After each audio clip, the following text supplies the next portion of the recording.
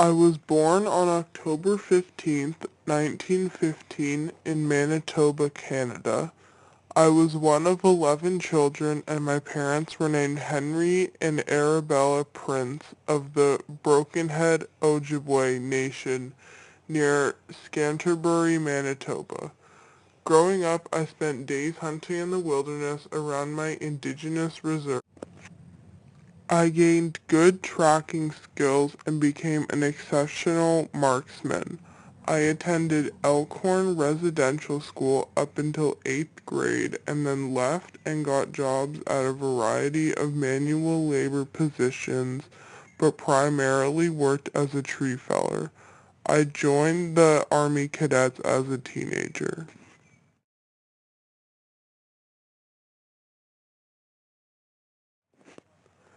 I wanted to represent the indigenous people in the war. I said in a previous interview, all my life I had wanted to do something to help my people recover their good name. I wanted to show that they were as good as any white man. I feel my people have been discriminated against because of the color of our skin and what we believe in, and that needed to change. We work just as hard as anyone.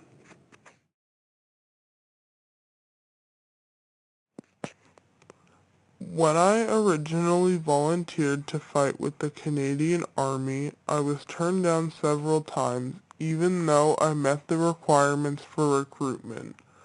I was finally accepted on June 3rd, 1940.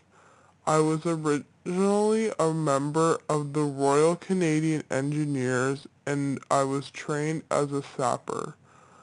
I was designated to the 2nd Parachute I was designated to the 2nd Parachute Battalion when I volunteered for a duty with a parachute. I reported to the UK's parachute.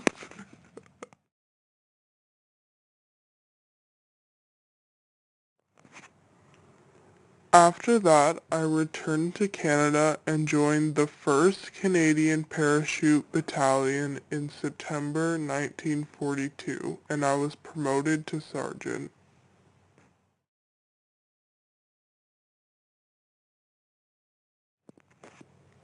I believe the indigenous community needed to be represented because they did their share of fighting in World War I and World War II, and I respected them for doing it and representing their country even though they are not treated that well at home.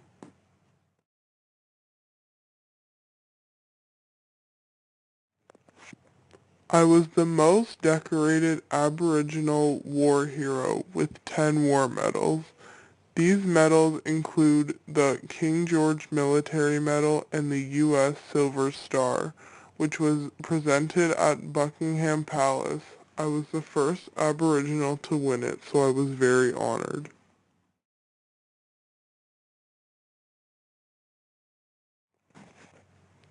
After the war, I felt proud that I could represent my people like I did. When I joined the war and I got my uniform, I felt like a better man once I put it on. However, it was very tough after the war because of the discrimination against Native people at the time.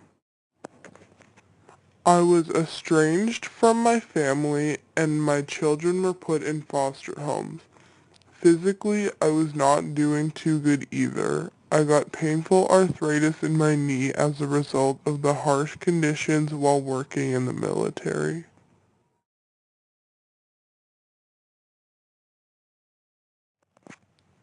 After the war, my life kept getting worse and alcoholism took over me. As a result of this, I spent my final years virtually alone. I was forced to sell all of my medals in order to support myself.